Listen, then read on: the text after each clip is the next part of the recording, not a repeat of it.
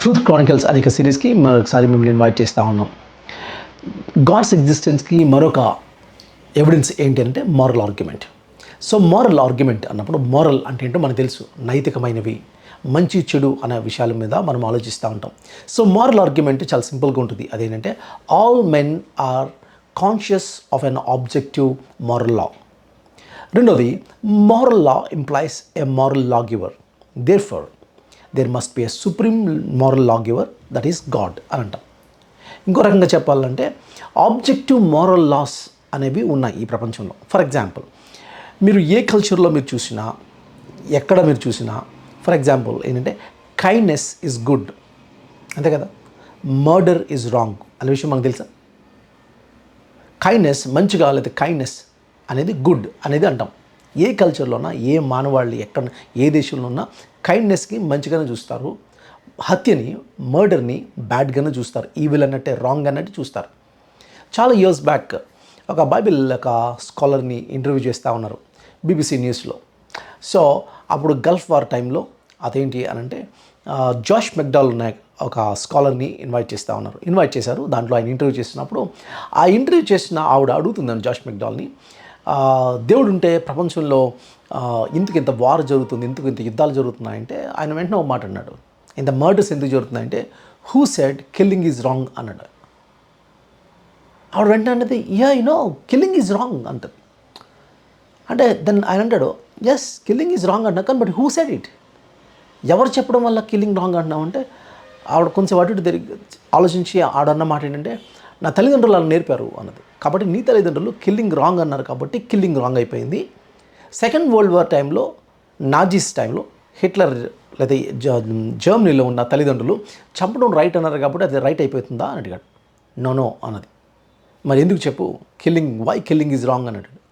ఆవిడ తడుముకుని కొంతసేపటికి ఆవిడ ఏమన్నదంటే, నా కాన్షియస్గా తెలుసు కిల్లింగ్ ఈజ్ రాంగ్ అన్నది. ఎస్, అక్కడ పాయింట్ ఏంటంటే కిల్లింగ్ రాంగ్ అనేది ప్రపంచంలో అందరికీ తెలుసు కదా. మర్డర్ ఈజ్ రాంగ్ అని అందరికీ తెలుసు. కైండ్గా లవింగ్ అనేది గుడ్ థింగ్ అని తెలుసు. కాబట్టి ఈ ప్రపంచంలో ఎందుకు ఇలాంటివి జరుగుతూ ఉన్నాయి ఒకే చోట అంటే, ఇది కేవలం మనిషి సాధించిందే, లేకపోతే మనిషి తెచ్చుకున్నదే నైతిక విలువలు అని అనుకుంటే ఒక్కొక్క కల్చర్లో ఒక్కొక్క కాన్సెప్ట్ ఉండాలి. అప్పుడు ఇండియన్ కల్చర్లో మర్డర్ అనేది రాంగ్ అని, యూరోపియన్ కల్చర్లో మర్డర్ అనేది రైట్ అని అనుకుంటే రైట్ అయిపోతుందా, రాంగ్ అయిపోద్దా? కాదు. కాబట్టి కల్చర్కి సంబంధం లేకుండా, వ్యక్తులకి సంబంధం లేకుండా, దేశాలకు సంబంధం లేకుండా మనందరిలో ఒక ఆబ్జెక్టివ్ మారల్ లా ఉంది. మనందరికీ మన హార్ట్స్లో ఉంది, ఇది killing is wrong, murder is wrong, kindness is good. ఈ కాన్సెప్ట్స్ మనందరి హార్ట్స్లో ఉన్నాయి.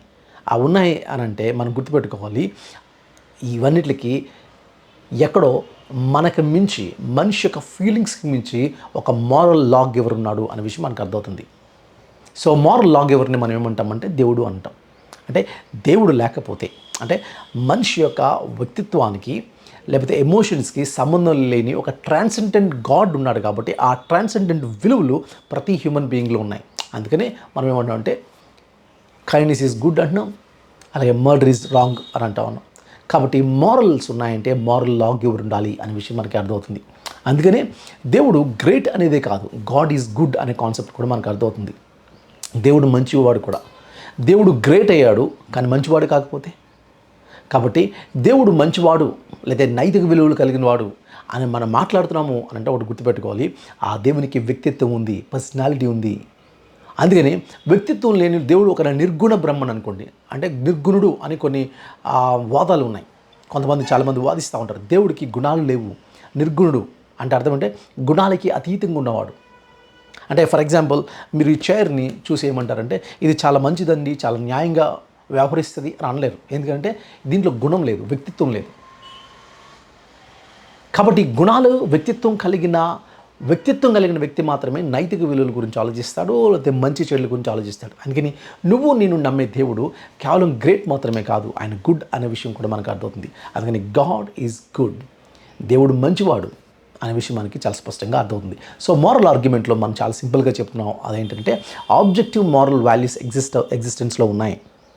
అందుకని మారల్ లేదా ఆబ్జెక్టివ్ మారల్ లాస్కి ఏమవుతుందంటే ఒక ట్రాన్సెండెంట్ కాజ్ కావాలి, సోర్స్ కావాలి. లేకపోతే ఆ ట్రాన్సెండెంట్ సోర్స్ అది హ్యూమన్ మీద ఆధారపడేది కాదు, హ్యూమన్ సబ్జెక్టివ్ ఒపీనియన్స్ మీద ఆధారపడేది కాదు. దేర్ ఫర్ బెస్ట్ ఎక్స్ప్లెనేషన్ ఏంటంటే ఇది ట్రాన్సెండెంట్ గాడ్ యొక్క ఎగ్జిస్టెన్స్కి చూపిస్తుంది అనేది మోరల్ ఆర్గ్యుమెంట్.